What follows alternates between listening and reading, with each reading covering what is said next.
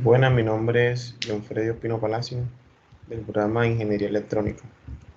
Y hoy le voy a hablar un poco del modelamiento de los sistemas continuos.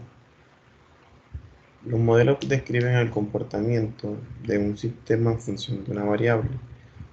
Los sistemas de ecuaciones continuas, las variables son importantes en cualquier instante.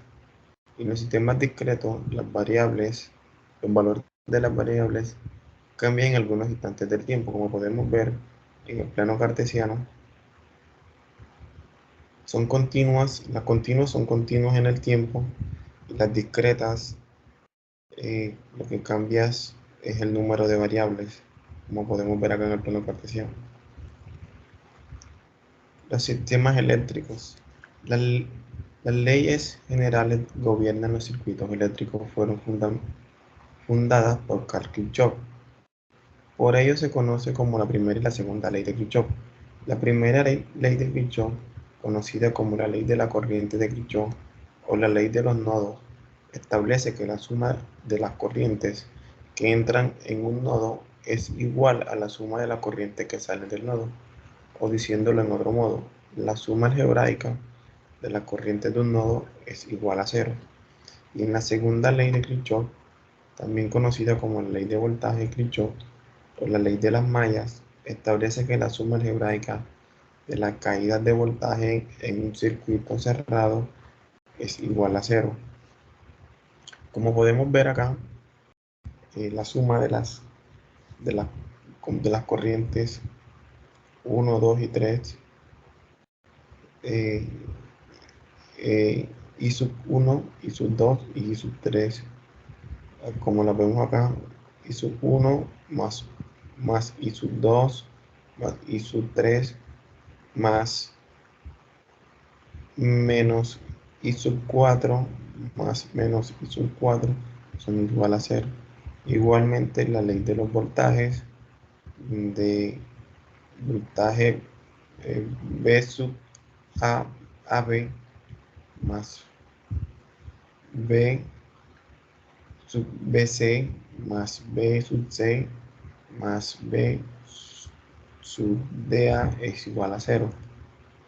Elementos ideales: la resistencia, las bobinas, condensadores. La resistencia son elementos por el cual circula la corriente eléctrica proporcional a la diferencia de potencia existente en un extremo. Como consecuencia de ello, disipa la energía calorífica. La resistencia se mide en ohmios y se utiliza para limitar y controlar el voltaje y la corriente eléctrica en un sistema.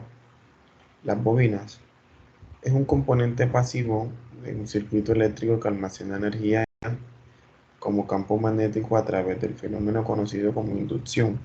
Generalmente, esta bobina suele ser un cilindro en torno al cual enrosca el alambre o hilo de cobre a modo de sujetos inductores.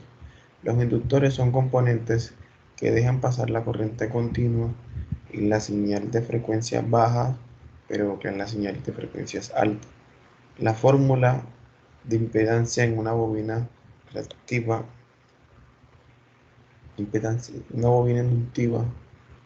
una bobina reactiva inductiva es Z igual a JLW, donde la Z es la impedancia en ohmios, la J es el operador para el número imaginario, unidades imaginarias, L es el valor del inductor en henrios y W es igual a 2 por pi por F, donde la letra F representa la frecuencia de la señal aplicada a la inductor F en Hz. Es un capacitor. Reactancia capacitiva. Es la medida de la oposición a un cambio de voltaje. En este componente los capacitores son los capacitores son componentes que dejan pasar la señal de frecuencias altas, pero bloquean la señal de frecuencias bajas, totalmente inverso a las bobinas. Y la fórmula de impedancia en un capacitor es reactancia capacitiva. Es de Z igual a 1 sobre JCW. Bueno, esto era lo que le quería explicar. El compañero va a continuar con la explicación de la presentación y muchísimas gracias.